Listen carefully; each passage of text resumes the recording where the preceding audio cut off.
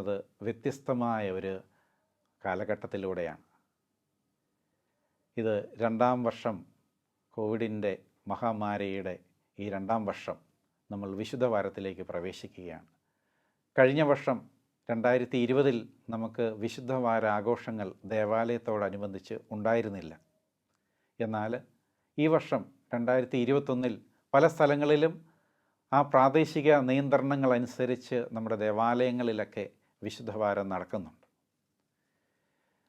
നമ്മുടെ ജീവിതത്തിൽ കഴിഞ്ഞ ഈ 2 വർഷക്കാലം അല്ലെങ്കിൽ 1.5 വർഷക്കാലം നമ്മുടെ പ്ലാനും പദ്ധതികളുമൊക്കെ ധാരാളം തകിടം മറിഞ്ഞ കാലഘട്ടങ്ങളാണ്. നമ്മുടേതായ ജീവിതത്തിൽ ധാരാളം തിരിച്ചടികളും സാമ്പത്തികമായ ബുദ്ധിമുട്ടുകളും അതുപോലെ നമ്മുടെ പ്രിയപ്പെട്ടവരുടെ രോഗവും മരണവുമൊക്കെ നമ്മെ വേട്ടയാടിയ വർഷമാണ്. ഒരു വീട്ടിൽ തന്നെ ഉള്ള തൻ്റെ പ്രിയപ്പെട്ടവരെ ശുശ്രൂഷിക്കാൻ സാധിക്കാത്ത അവസ്ഥ, അല്ലെങ്കിൽ തൻ്റെ പ്രിയപ്പെട്ടവർ മരിച്ചപ്പോൾ അവരെ ഒന്ന് കാണുവാൻ സാധിക്കാത്ത അവസ്ഥ, ഇങ്ങനെയൊക്കെ എല്ലാം കൊണ്ടും നമ്മെ പിടിച്ചു കുലുക്കിക്കൊണ്ടിരിക്കുന്ന കാലഘട്ടത്തിലൂടെയാണല്ലോ നാം കടന്നു പോകുക. അപ്പോൾ നമ്മുടെ ജീവിതത്തിൻ്റെ അർത്ഥത്തെ തന്നെ, അല്ലെങ്കിൽ ഇനി മുന്നോട്ട് എങ്ങനെയാണ് എന്ന് ഒക്കെ ധാരാളം ആശങ്കകളും ആകുലതകളും ഒക്കെ നിറഞ്ഞ കാലഘട്ടത്തിലൂടെ നമ്മൾ കടന്നു പോകുകയാണ്. അപ്പോൾ ഇനി എങ്ങനെ മുന്നോട്ട്, ഇനി പ്രതീക്ഷയ്ക്ക് എന്താണ് വക എന്നൊക്കെ നമ്മൾ ചിന്തിക്കാൻ നമ്മുടെ മനുഷ്യബുദ്ധി നമ്മെ പ്രേരിപ്പിക്കുന്നുണ്ട്.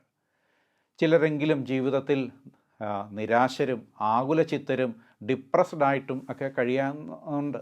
അതെല്ലാം നമ്മുടെ ജീവിതത്തെ കൂടുതൽ ഏകാന്തതയിലേക്ക് നയിക്കുന്ന, ഇങ്ങനെയുള്ള നമ്മുടെ അസ്തിത്വത്തെ തന്നെ ചോദ്യം ചെയ്യുന്ന, നമ്മുടെ ജീവിതത്തെ വെല്ലുവിളിക്കുന്ന, നമ്മുടെ നിസ്സഹായ അവസ്ഥയിൽ, നമ്മുടെ ഏകാന്തതകളിൽ, നമ്മുടെ ദുഃഖങ്ങളിൽ, മുന്നോട്ട് പ്രതീക്ഷകൾ കാണാത്ത, മുന്നോട്ട് വെളിച്ചം കാണാത്ത ദിനങ്ങളിൽ ഈ ദുഃഖവെള്ളിയുടെയും ഈ പീഡാനുഭവ വാരത്തിൻ്റെയുമൊക്കെ സന്ദേശം എന്താണ് നമുക്ക് നൽകുന്നതെന്ന് നമുക്ക് ചിന്തിക്കാം.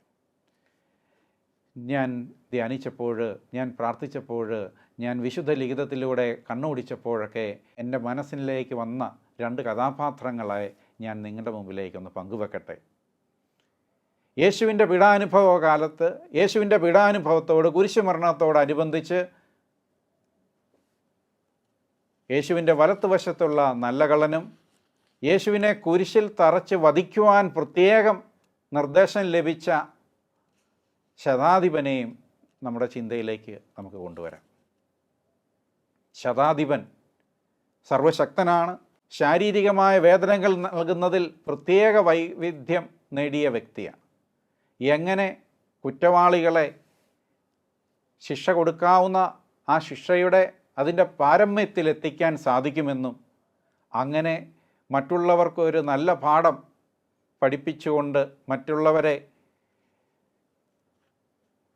തെറ്റുകളിൽ നിന്നും അകറ്റി നിർത്തുവാനും, അതുപോലെ കുറ്റവാളിയായി ആരോപിക്കപ്പെടുന്നവർക്ക് സഹിക്കാവുന്നതിലപ്പുറം ശിക്ഷ കൊടുക്കുവാനും പ്രത്യേകമായ പരിശീലിച്ച കഠിനഹൃദയനായ ഒരു ശതാധിപനെയാണ്, ഒരാചാര്യനെയാണ് നമ്മൾ കാണുക. ഈ ആചാര്യന്മാരും ഈ ശതാധിപനും അതുപോലെ യേശുവിൻ്റെ കുരിശിൻ്റെ സമീപത്ത് കിടന്ന 2 കള്ളന്മാരുമൊക്കെ നമ്മുടെ ജീവിതത്തെ ഒന്ന് ചിന്തിപ്പിക്കുന്നത് നല്ലതാണ്. യേശുവിൻ്റെ ഇടത്തുവശത്ത് കിടന്ന കള്ളൻ സ്വയം നിന്ദിച്ച്, യേശുവിനെ നിന്ദിച്ച്, പിശാച് യേശുവിനെ മരുഭൂമിയിൽ പ്രലോഭിപ്പിച്ചതുപോലെ യേശുവിൻ്റെ ശക്തി ഉപയോഗിച്ച് നീ കുരിശിൽ നിന്നും ഇറങ്ങി വരിക, ഞങ്ങളെയും രക്ഷിക്കുക എന്ന് പരിഹസിക്കുന്ന ഒരു ഇടത്തുവശത്തുള്ള കള്ളനെ നമ്മൾ കാണുകയാണ്. യേശുവിനെ വീണ്ടും പ്രലോഭിപ്പിക്കുകയാണ്, യേശുവിനെ പരീക്ഷിക്കുകയാണ്, യേശുവിനെ നിന്ദിക്കുകയാണ്. നീ ദൈവപുത്രനല്ലേ, നിന്നെ രക്ഷിക്കുക, ഞങ്ങളെയും രക്ഷിക്കുക.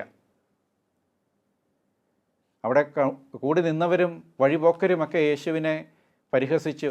നീ ദേവാലയം 3 ദിവസം കൊണ്ട് തകർക്കുമെന്നല്ലേ പറഞ്ഞത്, നീ നിന്നെ തന്നെ രക്ഷിക്കുക, ഞങ്ങളെയും രക്ഷിക്കുക.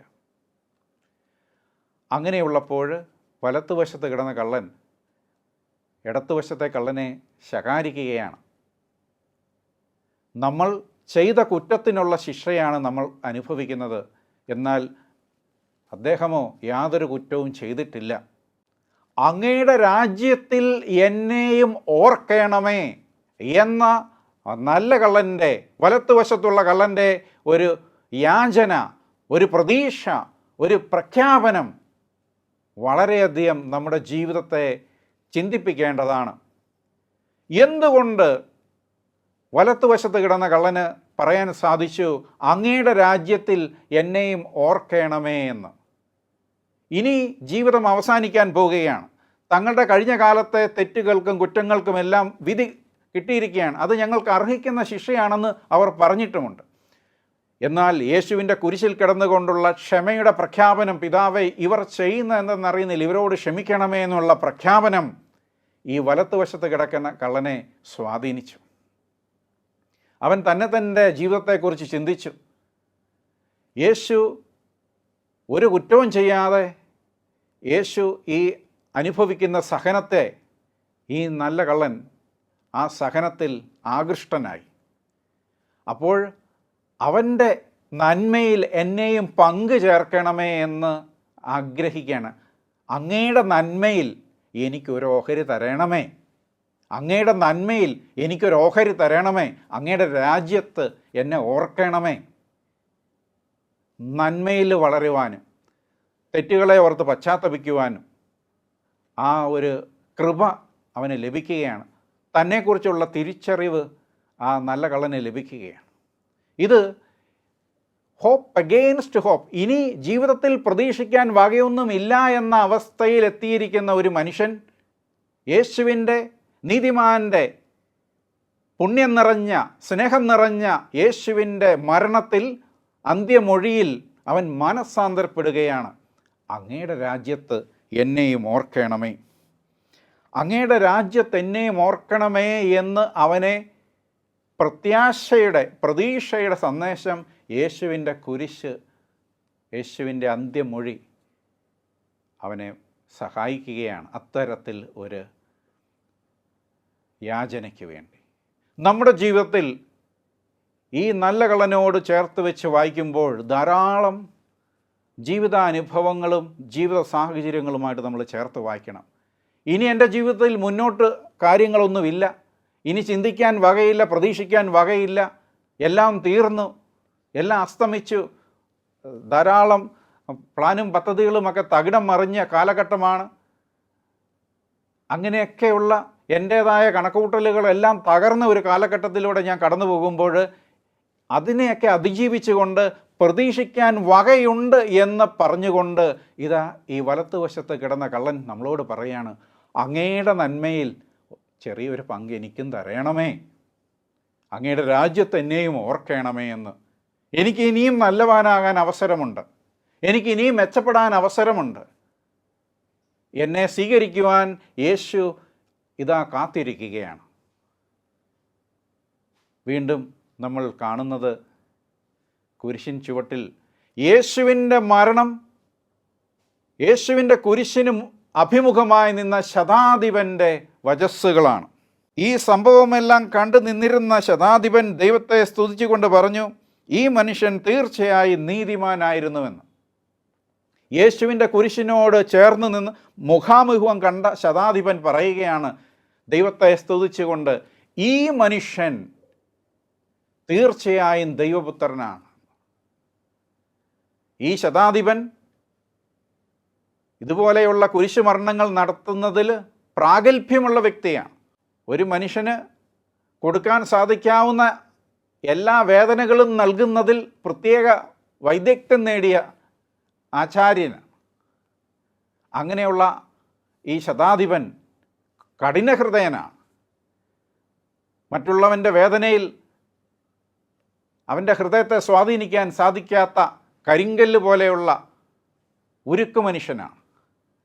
അങ്ങനെയുള്ള ശതാധിപൻ അവൻ കണ്ടിരിക്കുന്നത് കുരിശിൽ നിലവിളിയാണ്. നിരാശയുടെ നിലവിളി, വിദ്വേഷത്തിൻ്റെ നിലവിളി, പകയുടെ നിലവിളി, ശത്രുതയുടെ നിലവിളി, പ്രതികാരത്തിൻ്റെ നിലവിളി, ഇച്ഛാഭംഗത്തിൻ്റെ നിലവിളി. എന്നാൽ യേശുവിൻ്റെ കുരിശിൽ നിന്നും ഉച്ചത്തിൽ നിലവിളിച്ചത് കേട്ടു, പിതാവേ അങ്ങേ കരങ്ങളിൽ എൻ്റെ ആത്മാവിനെ ഞാൻ സമർപ്പിക്കുന്നു. യേശുവിൻ്റെ ഉച്ചത്തിൽ നിലവിളി എന്നുള്ളത് നമ്മൾ പ്രത്യേകം മനസ്സിലാക്കണം. എ ലൗഡ് ക്രൈ എന്നാണ് പറയുക. അത് സാധാരണ മറ്റ് കുറ്റവാളികളുടെ കാര്യത്തിൽ നടക്കാതെ പോയതാണ്. എന്നാൽ യേശുവിൻ്റെ കുരിശുമരണത്തിൽ ഈ നിലവിളി എ ലൗഡ് ക്രൈ സംഭവിച്ചതാണ്. എങ്ങനെ അത് സംഭവിച്ചു? എങ്ങനെ അത് സംഭവിക്കാൻ സാധിക്കുന്നത്? മണിക്കൂറുകളോളം കുരിശിൽ കിടന്ന വ്യക്തി, രക്തം വാർന്നൊഴുകിയ വ്യക്തി, ശാരീരികമായി ധാരാളം പീഡനങ്ങൾക്ക് വിധേയമായി രക്തം വാർന്ന് ഉണ്ണാക്കും നാക്കുമായി ഒട്ടിയിരിക്കുന്ന ഒരവസ്ഥയിൽ കൈകൾ വിരിച്ച് കാലിന്മേൽ കാലിൽ കുരിശ് തറച്ച ഒരു വ്യക്തി തൻ്റെ സർവശക്തിയും ഉപയോഗിച്ച് എടുത്ത ശബ്ദത്തിലൂടെ ഉച്ചരിക്കുകയാണ്, പിതാവേ, അങ്ങേ കരങ്ങളിൽ എൻ്റെ ആത്മാവിനെ ഞാൻ സമർപ്പിക്കുന്നു. അതേസമയം മറ്റുള്ള കുറ്റവാളികളൊക്കെ മരിച്ചത് അവിടെ ആക്രോശത്തിൻ്റെ, വെറുപ്പിൻ്റെ, ശത്രുതയുടെ, നിരാശയുടെ, എന്നാൽ അതിൽ നിന്നെല്ലാം വ്യത്യസ്തമായി യേശുവിൻ്റെ മരണം, പിതാവേ, അങ്ങേ കരങ്ങളിൽ എൻ്റെ ആത്മാവിനെ ഞാൻ സമർപ്പിക്കുന്നു എന്ന് പറഞ്ഞുകൊണ്ട് ഉച്ചത്തിൽ നിലവിളിച്ച് ഈശോ മരിക്കുകയാണ്. ഈ മരണം മറ്റു മരണങ്ങളിൽ നിന്നും വ്യത്യസ്തമായി. ഈ മരണത്തിലൂടെ ശതാധിപനെ മാനസാന്തരപ്പെടുത്തുവാനും അവനെ ശതാധിപന് വിശ്വാസം പ്രഖ്യാപിക്കാനും സാധിച്ചു. ഇവൻ സത്യമായും ദൈവപുത്രനാണ്. എങ്ങനെ ഒരു മരണത്തെ നേരിടണമെന്ന് ഈശോ നമ്മളെ പഠിപ്പിക്കുകയാണ്. ഒരു മരണത്തെ എങ്ങനെ നേരിടണമെന്ന്. ഓരോ മനുഷ്യനും ജീവിക്കണമെന്ന് ആഗ്രഹമുള്ളവനാണ്. നമ്മളെല്ലാവരും മാനുഷികമായി ജീവിക്കണമെന്ന് ആഗ്രഹമുള്ളവർ. നമ്മുടെ ജീവിതത്തിൽ, നമ്മുടെ കുടുംബത്തിൽ, നമ്മുടെ സുഹൃത്ത് ബന്ധങ്ങളിൽ അപ്രതീക്ഷിതമായി മരണം സംഭവിക്കുമ്പോൾ മനുഷ്യഹിതത്തിന് മനസ്സിലാകാത്ത, മനുഷ്യബുദ്ധിക്ക് മനസ്സിലാകാത്ത കാര്യങ്ങൾ സംഭവിക്കുമ്പോൾ ദൈവഹിതത്തോട് ചേർത്ത് വെച്ച് അതിനെ അംഗീകരിക്കാനും സ്വീകരിക്കാനും പിതാവേ, അങ്ങേ തിരുമനസ് നിറവേറട്ടെ എന്ന് പറഞ്ഞുകൊണ്ട് ഈശോ മരണത്തിൻ്റെ അർത്ഥം നൽകുകയാണ്. ദൈവ തിരുമനസ്സിൽ നിന്നും മരണത്തെ സ്വീകരിക്കുമ്പോൾ മാത്രമേ നമുക്ക് മരണത്തിൻ്റെ അർത്ഥം സ്വീകരിക്കാൻ സാധിക്കുകയുള്ളൂ. ചെറുപ്രായത്തിൽ പെട്ടെന്നുള്ള മരണത്തിൽ ഒക്കെ വ്യക്തികളെ, സുഹൃത്തുക്കളെ, പ്രിയപ്പെട്ടവരെ കുടുംബങ്ങളിൽ നമുക്ക് നഷ്ടപ്പെടുമ്പോൾ ദൈവ തിരുമനസ് സ്വീകരിക്കുവാൻ, ദൈവ തിരുമനസ്സിൽ നിന്നും മരണത്തെ സ്വീകരിക്കുവാൻ ഈശോ നമ്മെ പഠിപ്പിക്കുകയാണ്.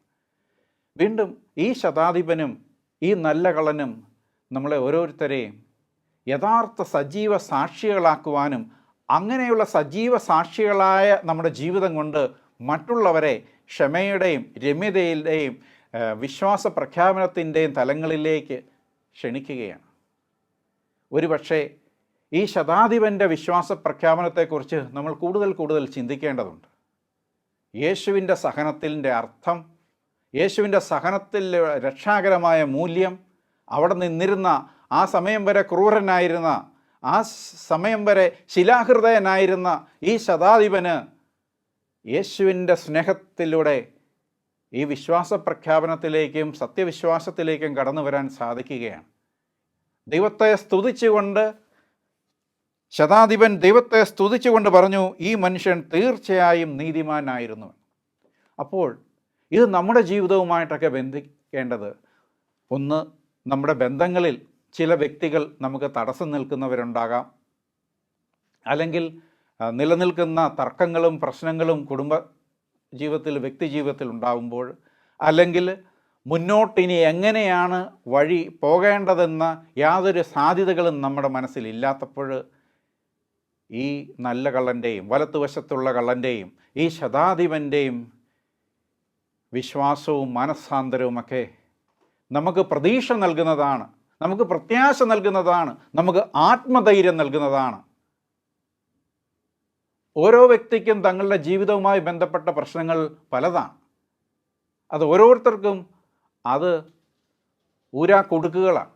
അപ്പോൾ ഇനി മുന്നോട്ട് സാധ്യതയില്ല, ഇനി ആരും എന്നെ സഹായിക്കാനില്ല, ഇനി ഒരു പ്രശ്നത്തിന് പരിഹാരമില്ല എന്നൊക്കെ സാഹചര്യ സമ്മർദ്ദങ്ങൾ ബുദ്ധി എന്നോട് പറയുമ്പോൾ നിങ്ങളുടെ മുമ്പിൽ ചിന്തിക്കേണ്ട വിഷയം, ഈ വലത്തുവശത്ത് കിടന്ന കള്ളൻ, അവൻ്റെ ജീവിതത്തിലെ എല്ലാ സാധ്യതകളും തീർന്നിരിക്കുകയാണ്, അവന് ശിക്ഷാവിധിയും കിട്ടിയിരിക്കുകയാണ് അവൻ ചെയ്ത അകൃത്യങ്ങൾക്ക്. പക്ഷേ അവൻ്റെ ജീവിതത്തിൻ്റെ സായാഹ്നത്തിൽ മുങ്ങിത്താഴുന്നതിന് മുമ്പ് അവൻ ജീവിതത്തിൻ്റെ പ്രകാശം കണ്ടെത്തുകയാണ്. എങ്ങനെ? യേശുവിൻ്റെ നന്മകളെക്കുറിച്ച് അവൻ തിരിച്ചറിഞ്ഞപ്പോൾ, യേശുവിൻ്റെ ക്ഷമയെക്കുറിച്ച് മനസ്സിലാക്കിയപ്പോൾ തൻ്റെ ജീവിതത്തിൻ്റെ സഹനങ്ങളെല്ലാം ബാഷ്പീകരിക്കപ്പെട്ടു. അവന് പ്രത്യാശയുണ്ടായി.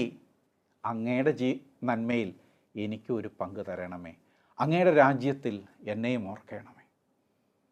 ജനങ്ങളെ, കുറ്റവാളികളെ പരിഹാസവിധേയമാക്കി, വിവസ്ത്രനാക്കി, പീഡിപ്പിച്ച്, പ്രദക്ഷിണം നടത്തി, അങ്ങനെ കുരിശിൽ തറച്ച ആ ശതാധിപൻ, അങ്ങനെയുള്ള ശിലാഹൃദയനായ വ്യക്തിയെ യേശുവിൻ്റെ ക്ഷമയും യേശുവിൻ്റെ സഹനവും സ്വാധീനിച്ച് യേശു മരിക്കുന്ന നിമിഷം ആ വ്യക്തിയെ മാനസാന്തരപ്പെടുത്തിയെങ്കിൽ, യേശുവിൻ്റെ ശിഷ്യന്മാരായ നമ്മൾ ഓരോരുത്തരും നമ്മുടെ ജീവിതത്തിലെ സഹനങ്ങളുടെ അർത്ഥം യേശുവിൻ്റെ രക്ഷാകരമായ സഹനങ്ങളോട് ചേർത്ത് നിർത്തുകൊണ്ട് വെക്കുമ്പോൾ നമ്മുടെ കുടുംബത്തിലെ സഹനങ്ങൾക്കും നമ്മുടെ വ്യക്തി ജീവിതത്തിലെ പ്രശ്നങ്ങൾക്കും നമ്മൾ അർത്ഥം കണ്ടെത്തുന്നു എന്ന് മാത്രമല്ല, മറ്റുള്ളവരെ ജീവിതത്തിൽ യേശുവിൻ്റെ കുരിശിനോട് ചേർത്ത് നിർത്തിക്കൊണ്ട് അവരുടെ ജീവിതത്തിലും അർത്ഥം കണ്ടെത്തുവാൻ നമ്മുടെ ക്ഷമയോടെയുള്ള സഹനം നമ്മെ ഉപകരണങ്ങളാക്കുകയാണ്.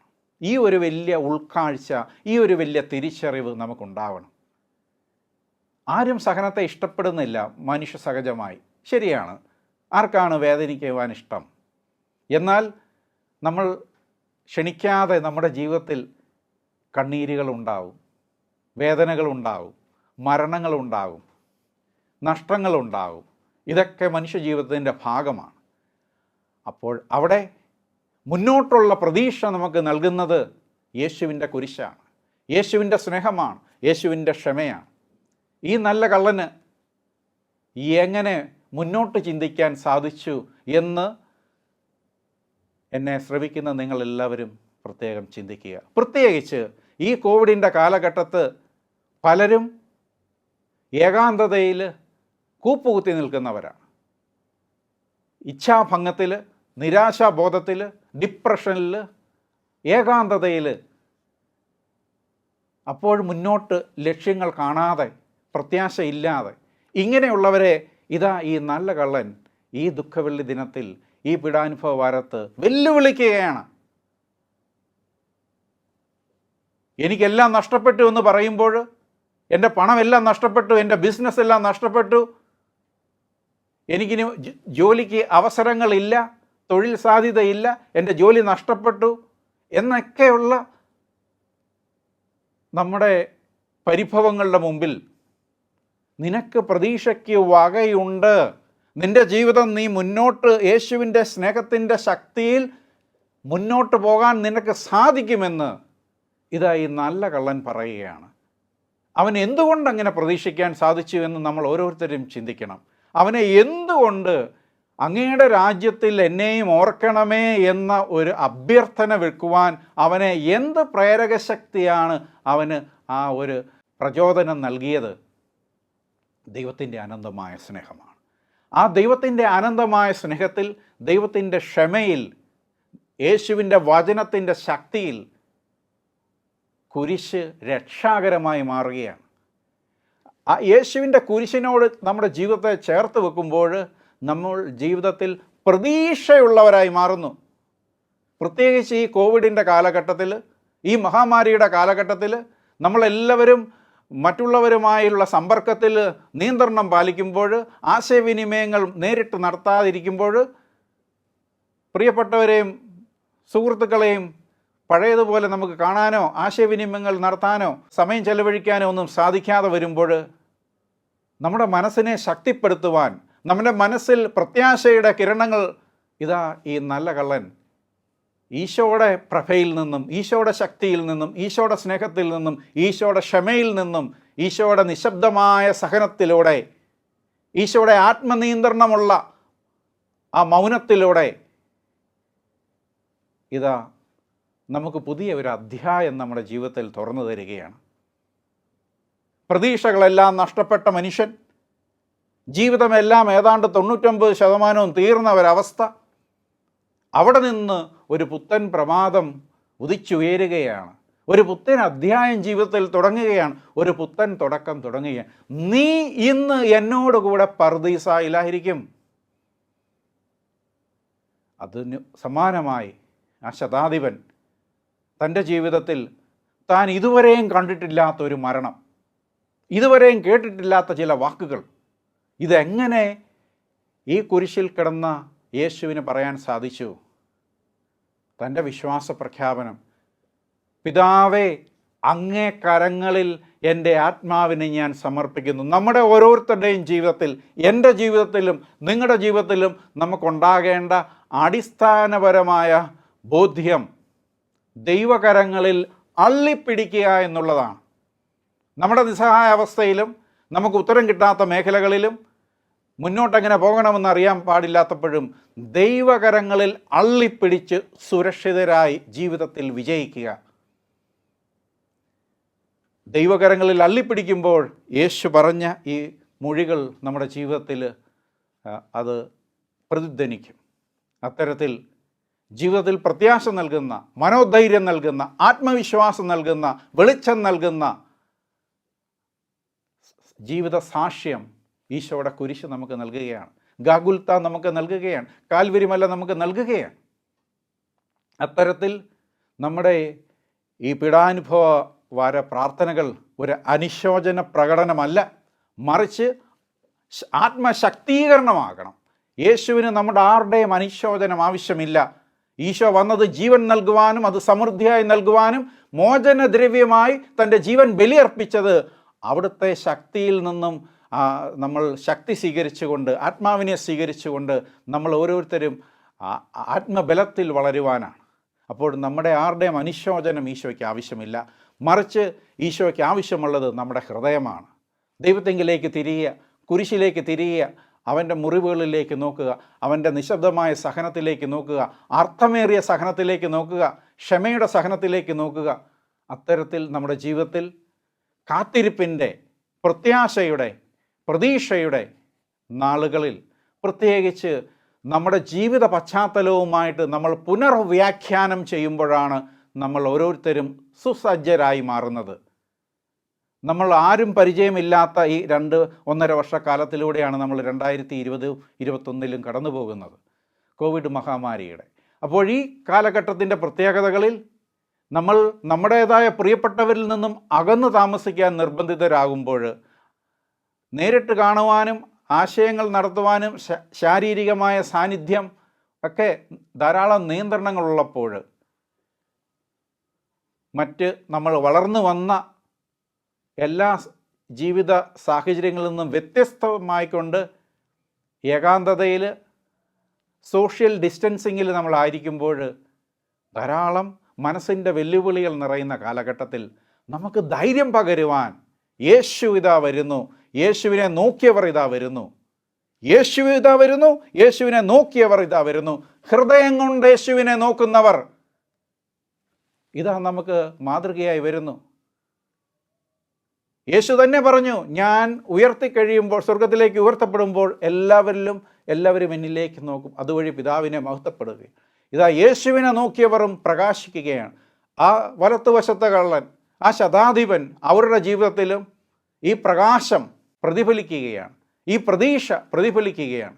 അതുകൊണ്ട് എന്നെ ശ്രവിക്കുന്ന പ്രിയപ്പെട്ട മാതാപിതാക്കളെ, സഹോദരി സഹോദരന്മാരെ, യുവജനങ്ങളെ, നമ്മുടെ ജീവിതത്തിൽ പ്രത്യേകമായി നമ്മൾ കടന്നുപോയിക്കൊണ്ടിരിക്കുന്ന ഈ കാലഘട്ടത്തിൽ എങ്ങനെ നമുക്ക് മുന്നോട്ട് പോകാൻ സാധിക്കുമെന്നും പ്രതീക്ഷയുടെ സാധ്യതകൾ, പ്രശ്നപരിഹാരത്തിൻ്റെ സാധ്യതകൾ, വിജയത്തിൻ്റെ സാധ്യതകൾ യേശുവിൻ്റെ കുരിശിനോട് ചേർന്ന് നിന്നുകൊണ്ട് നമുക്ക് നേടാൻ സാധിക്കും. അത്തരത്തിൽ നമ്മുടെ ജീവിതത്തെ ക്രമീകരിക്കുവാൻ നമുക്ക് സാധിക്കും. ആയതിനാൽ പരിശുദ്ധാത്മാവിനോട് നമുക്ക് പ്രാർത്ഥിക്കാം. എൻ്റെ ദൈവമേ, എൻ്റെ ദൈവമേ, എന്തുകൊണ്ട് നീ എന്നെ ഉപേക്ഷിക്കുന്നു എന്നുള്ള ജീവിതത്തെ വെല്ലുവിളിക്കുന്ന ജീവിത സാഹചര്യങ്ങളിൽ നമുക്ക് ഓരോരുത്തർക്കും ദൈവകരങ്ങളിൽ അള്ളിപ്പിടിച്ചുകൊണ്ട് നമുക്ക് ജീവിക്കാം. കൂടെയുള്ള സഹജീവികളോട് ക്ഷമിച്ചുകൊണ്ട് നമുക്ക് ജീവിക്കാം. അത്തരത്തിൽ ജീവിതത്തിൽ പുത്തൻ പ്രഭാതമുണ്ടാകട്ടെ, പുത്തൻ പ്രതീക്ഷകളുണ്ടാകട്ടെ, പ്രശ്നപരിഹാരത്തിന് പുത്തൻ സാധ്യതകൾ തെളിഞ്ഞു വരട്ടെ. നമുക്ക് പ്രാർത്ഥിക്കാം. പ്രകാശമായ ഈശോയെ, സ്നേഹമായ ഈശോയെ, സൗഖ്യമായ ഈശോയെ, വഴിയും സത്യവും ജീവനും ഞാനാകുന്നു. ഞാൻ ജീവനും പുനരുത്ഥാനവുമാണെന്ന് അരുളി ചെയ്ത തമ്പുരാനെ, അങ്ങയുടെ കുരിശിലൂടെയുള്ള രക്ഷ ഞങ്ങളുടെ ജീവിതത്തിൽ അങ്ങ് ഞങ്ങൾക്ക് ചൊരിയുന്നതിനെ ഓർത്ത് നന്ദി പറയുന്നു. ശിലാഹൃദയനായ ശതാധിപനെ അങ്ങയുടെ ക്ഷമയിലും അങ്ങയുടെ ക്ഷമിക്കുന്ന കാത്തിരിക്കുന്ന ആ സഹനത്തിലൂടെയും അങ്ങ് മാംസള ഹൃദയം നൽകി വിശ്വാസത്തിൻ്റെ കൃപ ചൊരിഞ്ഞുവല്ലോ. ഞങ്ങളുടെ ഓരോരുത്തരുടെയും ജീവിതത്തിൽ ഏതെങ്കിലും തരത്തിൽ ശിലാഹൃദയത്തിൻ്റെ മേഖലകളുണ്ടെങ്കിൽ അങ്ങയുടെ കുരിശിനെ നോക്കിക്കൊണ്ട്, അങ്ങയുടെ സഹനത്തിൻ്റെ ചൈതന്യം മനസ്സിലാക്കിക്കൊണ്ട് ഞങ്ങളുടെ ജീവിതത്തെ മാംസള ഹൃദയത്തിൻ്റെ ആത്മാവിനെ ഞങ്ങൾക്ക് നൽകണമേ. ജീവിതത്തിൽ ഇനി മുന്നോട്ടൊന്നുമില്ല, എല്ലാം നഷ്ടപ്പെട്ടു, എല്ലാം തീർന്നു എന്നൊക്കെയുള്ള നിരാശയുടെ, ഏകാന്തതയുടെ, തിരസ്കരണത്തിൻ്റെ, ഒറ്റപ്പെടലിൻ്റെ, നിഷേധാത്മകമായ ഡിപ്രഷനുകളിലൊക്കെ കഴിയുന്ന ഞങ്ങളുടെ മക്കളെ നല്ല കള്ളൻ നൽകുന്ന ഒരു വെല്ലുവിളി സ്വീകരിക്കുവാൻ, ഈശോയുടെ കുരിശിൽ നിന്നുമുള്ള കൃപ സ്വീകരിക്കുവാൻ, ശക്തി സ്വീകരിക്കുവാൻ ഞങ്ങളെ ഓരോരുത്തരെയും സുസജ്ജരാക്കണമേ. ഞങ്ങൾ പോയിക്കൊണ്ടിരിക്കുന്ന ഈ മഹാമാരിയുടെ ഈ കാലഘട്ടത്തിൽ മനസ്സിൽ പ്രതീക്ഷയുടെ സാധ്യതകൾ അങ്ങ് ഞങ്ങൾക്ക് തുറന്നു തരുന്നതിനെ ഓർത്ത് നന്ദി പറയുന്നു. ഈ പീഡാനുഭവ കാലം ഞങ്ങളുടെ ജീവിതത്തിൽ പുത്തൻ പ്രതീക്ഷകൾ നൽകുന്ന കാലമായി തീരട്ടെ. ഈശോയുടെ കുരിശിലൂടെ ഞങ്ങളുടെ മനസ്സ് പരിശുദ്ധാത്മാവിനാൽ പ്രതീക്ഷ നിറഞ്ഞതും ആത്മധൈര്യം നിറഞ്ഞതുമായി മാറട്ടെ. നമ്മുടെ കർത്താവ് ഈശോ മിശിഹായുടെ കൃപയും പിതാവായ ദൈവത്തിൻ്റെ സ്നേഹവും പരിശുദ്ധാത്മാവിൻ്റെ സഹവാസവും നാം എല്ലാവരോടും കൂടെ ഉണ്ടായിരിക്കട്ടെ, ഇപ്പോഴും എപ്പോഴും എന്നേക്കും. ആമേൻ.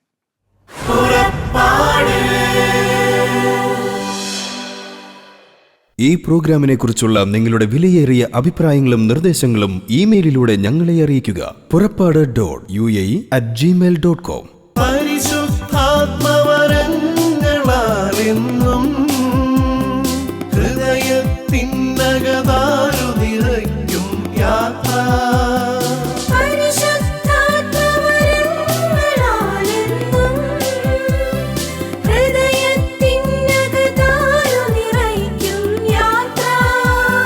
മേഘത്തണലായി അഗ്നിനാളമായി